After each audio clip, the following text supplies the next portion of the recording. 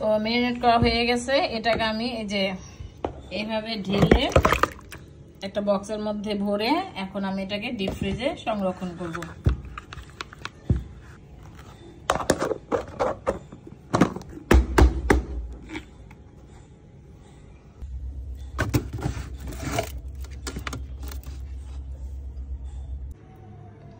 আসসালামু আলাইকুম, চলে আসলাম ছোট্ট একটি রেসিপি নিয়ে। আশা করি ভালো আছেন। আমি আলহামদুলিল্লাহ ভালো আছি।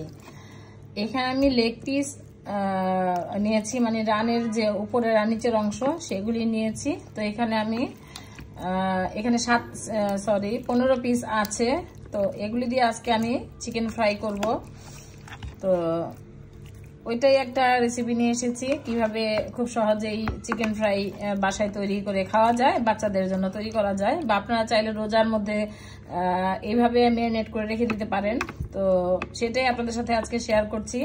তো ম্যারিনেট করে ডিপ ফ্রিজে সংরক্ষণ করবেন। তো যখন আপনাদের ইফতারিতে খেতে ইচ্ছা করবে তখন তার 1 ঘন্টা আগে এটা বের করে রাখবেন। তো বেসন যেহেতু আমরা প্রতিদিনই গুলে থাকি, তো পরে বেসনের সাথে চুবিয়ে এটা ফ্রাই করে দিবেন। তো আমি আপনাদের সাথে শেয়ার করছি আজকের এই চিকেন ফ্রাই কিভাবে সংরক্ষণ করবেন, ম্যারিনেট করে সংরক্ষণ করবেন সেটাই দেখাচ্ছি। তো রোজার জন্য ছোট্ট একটা রেসিপি নিয়ে এসেছি। তো দেখতে থাকুন আমি আজকে কি কি মিশিয়ে নিচ্ছি।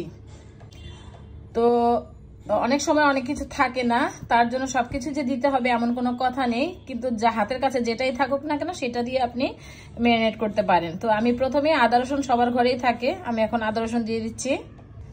তো এখানে 1 টেবিল চামচ আদা রসুন পেস্ট আছে, তো দিয়ে দিলাম। এখানে 1 চা চামচ মরিচের গুঁড়া আছে, দিয়ে দিলাম। লবণটা আমি অল্প পরিমাণে দিচ্ছি, যেহেতু আমি এখানে কিছু সস ব্যবহার করব। তো আপনারা বুঝে শুনেই লবণটা দিবেন। এখন দিয়ে দিচ্ছি সয়া সস 1 টেবিল চামচ, যেহেতু এখানে 15 পিস আছে। এখন দিয়ে দিচ্ছি এটা ডার্ক সয়া সস। আপনারা চাইলে স্কিপ করতে পারেন, বা ডার্ক বা নর্মাল যে সসটাই থাকুক না সয়া সস সেটা দিলেই হবে, একটা দিলেই হবে। এখন যেটা দিয়ে দিচ্ছি সেটা হলো ম্যাগি সস। এগুলি সব অপশনাল, আপনাদের দিতে হবে এমন কোনো কথা নাই। এখন দিয়ে দিচ্ছি চিলি সস। তো আমার যতটুকু ছিল 2 টেবিল চামচের মতো, আমি সবটুকুই দিয়ে দিলাম। এখন ভালো মতো সবকিছু উপকরণ একসাথে মিশিয়ে এটা আপনারা ডিপ ফ্রিজে সংরক্ষণ করতে পারেন, একটা বক্সে অথবা এয়ারটাইট জিপলক ব্যাগে। তো এভাবে আপনারা যদি রমজানের জন্য রেখে দেন তাহলে এটা বললামই তো 1 ঘন্টা আগে এটাকে বের করবেন।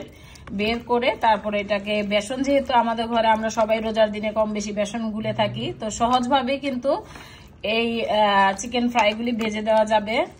তো এই যে ঝোলটা আছে, তো এটা সহকারেই রেখে দিবেন। এখন এটাকে আমি একটা বক্সের মধ্যে ভরবো, তো ভরে ডিপ ফ্রিজে রেখে দিব। তো এইভাবে আপনারা চাইলে রেখে দিতে পারেন। তো আমি এটাকে আর আপনাদের সাথে ভেজে শেয়ার করলাম না। তো ছোট্ট একটি ভিডিও নিয়ে এসেছিলাম, আশা করি ভালো লাগবে। সবাই তো রোজায় কম বেশি অনেক কিছুই সংরক্ষণ করে দেখায়। তো আমার ছেলেরা চিকেন খেতে খুব পছন্দ করে, তার জন্য এইভাবে আমি ম্যারিনেট করে রেখে দিব।